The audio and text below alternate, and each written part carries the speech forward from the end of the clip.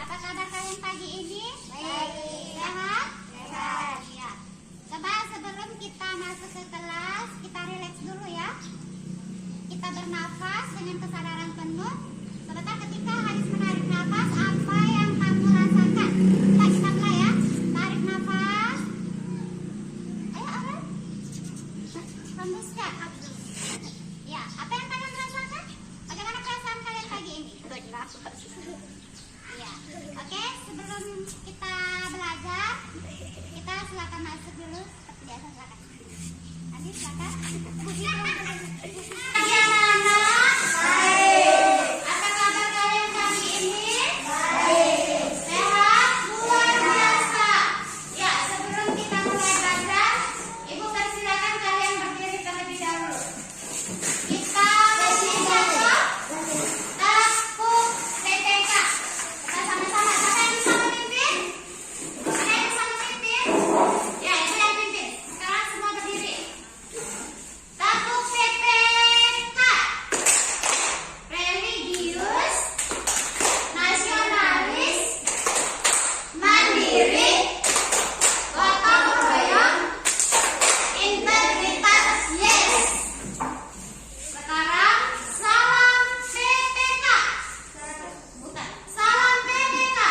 Salam cerdas, berkarakter, menyenangkan, luar biasa, hebat. Takut semangat. Semangat. Semangat. Yes. Iya. Baiklah anak-anak, sebelum kita belajar pada pagi hari ini, marilah kita berdoa terlebih dahulu. Aurel, silakan ke depan, Nak, pimpin teman-temannya berdoa.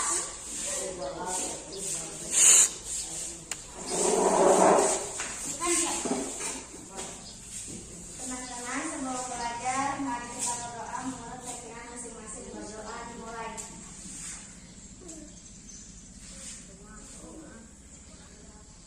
Berdoa selesai. Ya, terima kasih Nak. Baik. Sekarang silakan kalian duduk seperti biasa.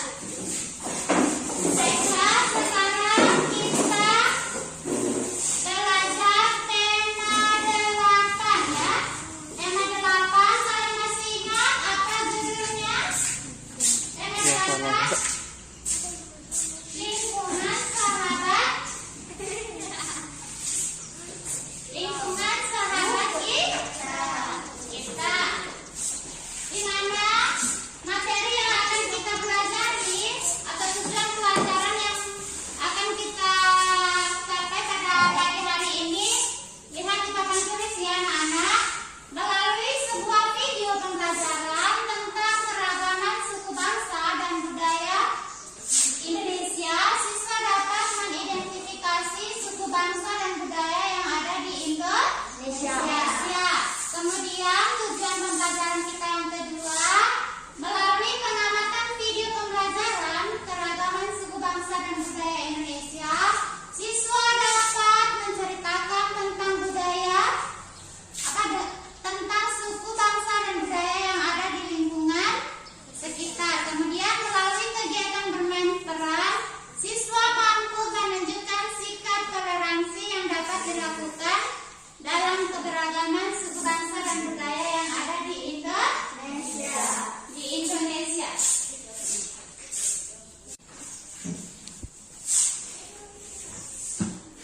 Silakan, di situ ada bacaan ya tentang rumah depan ulik paling. Silakan, siapa yang bisa membacakan satu orang sebelum kita putarkan videonya?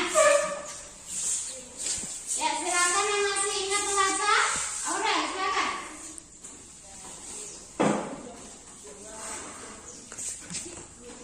Ya.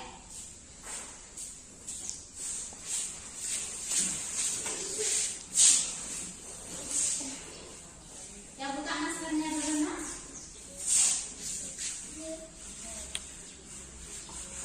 Rumah betang uluk paling. Rumah betang atau rumah panjang uluk paling terletak di Kapuas Hulu, Kalimantan Barat.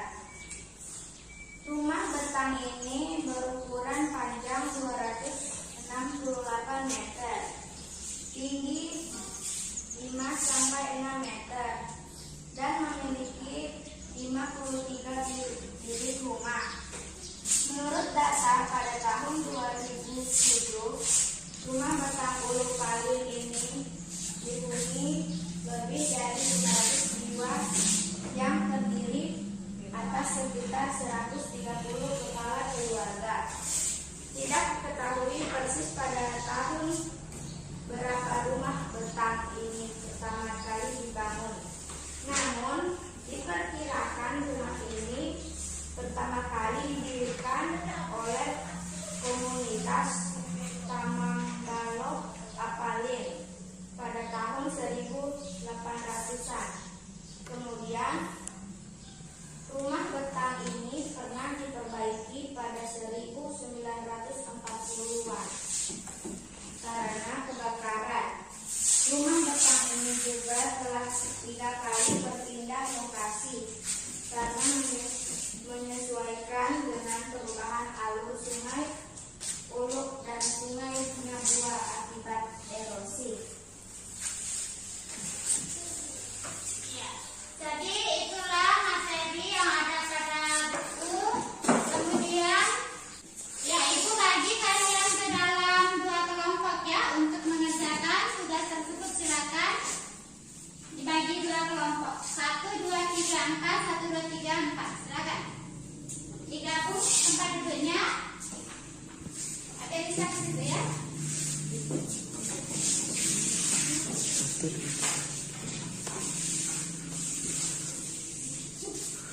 Cepat. Ya, silakan.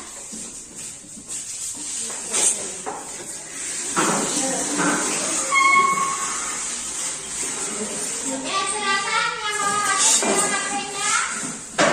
Kalian perhatikan video tentang keragaman suku bangsa yang ada di HP kalian. HP-ku dirubah, Bu. Bagaimana begini? Ya, silakan bergantian memperhatikan atau menonton video tersebut. Sebentar Ibu Guru akan bertanya sama kalian bagaimana perasaan kalian setelah menonton video tersebut. Ya, kalau yang bagian sudah selesai menonton, kasih lagi teman di belakangnya. Kasih temannya HP-nya, kasih temannya HP-nya, kasih temanmu HP-nya untuk memperhatikan keragaman budaya dan suku bangsa yang ada di Indonesia. Bagaimana perasaan kalian ketika menonton video keberagaman suku bangsa itu? Senang atau bahagia?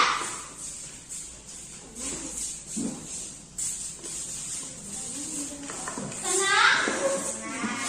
Iya, karena di sana keragaman suku bangsa itu harus apa? Harus kita hormati, saling menghargai.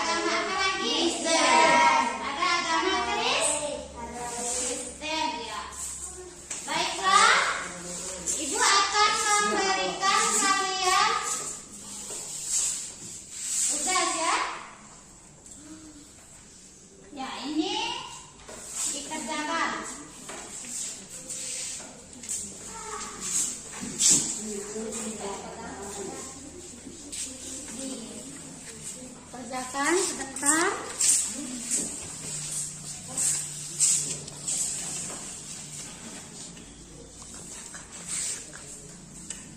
Ya, sebentar. Setelah kalian mengerjakan itu, apa namanya tadi? Rumah adat petang uluk paling yang kalian baca itu silakan dikerjakan dengan teman kalian ya. Ya, yang tadi itu ada 3 pertanyaan di belakangnya. Silakan didiskusikan dengan teman kalian, kemudian sebentar kalian presentasikan ya.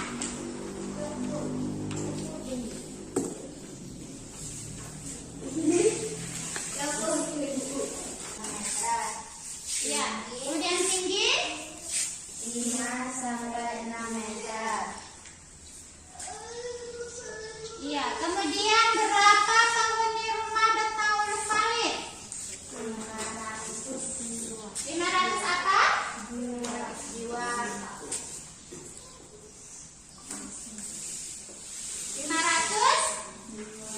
500 jiwa. Oke, silakan. Kelompoknya Aurel presentasikan di depan. Jawabannya bawa bukunya, apa yang ibu tanya jawab di depan. Silakan. Silakan Aurel. Di mana? Iya. Kemudian rumah adat suku bangsa manakah rumah Betang Palit Ulut itu? Rumah adat Betang Palit Ulut. Rumah adat suku apa? Suku Dayak. Berapa ukuran rumah Betang Ulut Palit? Iya, 268 meter dan tinggi 5 sampai 6 meter. Kemudian berapa penghuni rumah Betang Uluk Palit? 500 jiwa.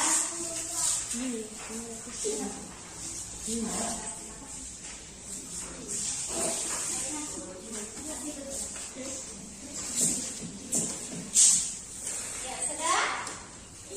Ya, silakan kembali. Sekarang silakan kalian baca kembali. Kemudian sebentar kalian akan diminta merefleksikan apa yang sudah kalian pelajari ya. Jadi perhatikan di mana rangkuman materi pada pagi hari ini yang akan disampaikan oleh teman kalian. Yang pertama silakan Aurel. Rangkuman materinya dibacakan biar didengar dengan temannya. Gitu ya.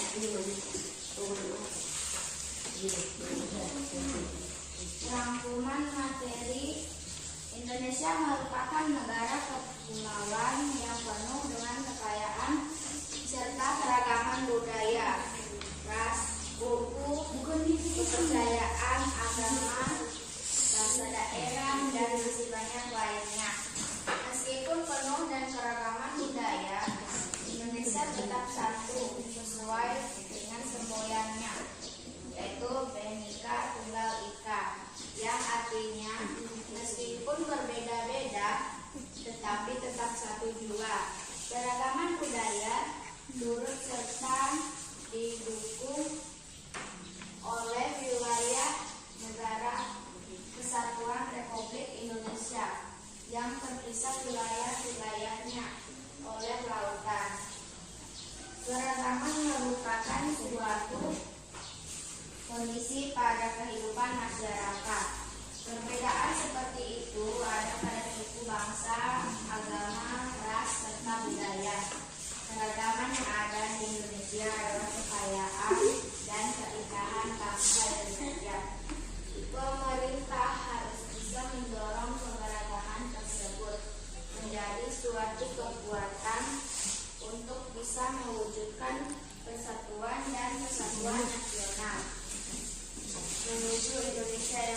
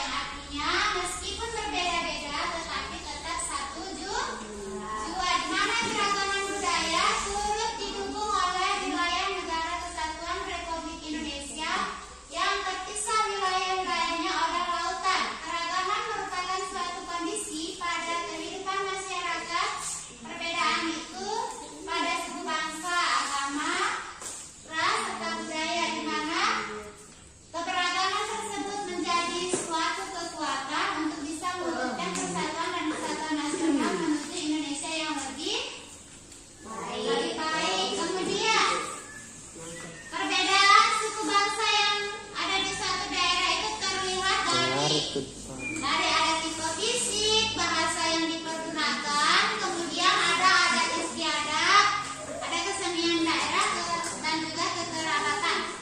Tadi kalian sudah sampaikan juga ada berapa tadi agama yang diakui di Indonesia. Yang pertama ada agama Islam, agama Kristen Protestan, ada agama Kristen Katolik, Hindu, dan juga Buddha, dan ada juga agama Konghucu. Masuk suaranya. Saya bercerita tentang sesuatu yang menyedihkan. Kemarin saya digigit opu seperti itu. Itu kan peristiwa yang tidak hanya menyenangkan, boleh seperti itu.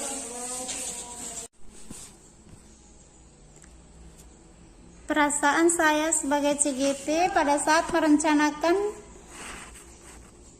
RPP, di mana saya sangat senang dan bahagia ketika di dalam perencanaan saya dapat menyusun sebuah rencana pelaksanaan pembelajaran yang berdiferensiasi, yang terdiri dari diferensiasi konten, diferensiasi proses, dan juga diferensiasi produk terintegrasi pembelajaran sosial emosional ketika menempatkan kompetensi PSE dan juga teknik PSE yang harus dimasukkan di dalam rangkaian kegiatan pembelajaran. Perasaan CGP saat melaksanakan aksi adalah saya sangat senang dan bahagia, di mana siswa saya sangat antusias di dalam belajar walaupun situasi pandemi, dengan belajar menggunakan buku siswa dan menonton materi keberagaman suku bangsa dan budaya yang ada di Indonesia lewat video pembelajaran yang diambil dari YouTube. Pembelajaran yang ia dapatkan dari aksi, di mana siswa dapat memahami pentingnya pembelajaran sosial emosional yang sangat bermanfaat untuk diri guru dan juga peserta didik. Tentang pengalaman apa yang dialami siswa, apa yang dipelajari siswa, dan bagaimana guru mengajar ketika proses pembelajaran. Serta perencanaan untuk memperbaiki pembelajaran adalah saya ingin sekali berusaha untuk memperbaiki proses pembelajaran saya dengan lebih dapat membuat inovasi pembelajaran yang lebih baik, seperti menampilkan contoh-contoh video, konten pembelajaran sesuai dengan materi yang akan diajarkan kepada peserta didik.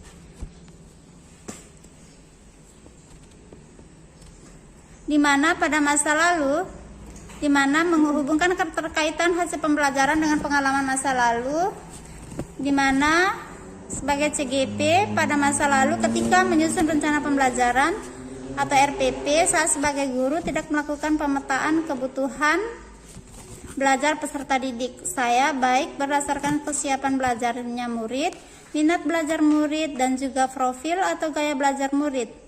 Bahkan tidak memasukkan kompetensi sosial emosional dan juga teknik pembelajaran sosial emosional ke dalam RPP yang saya susun.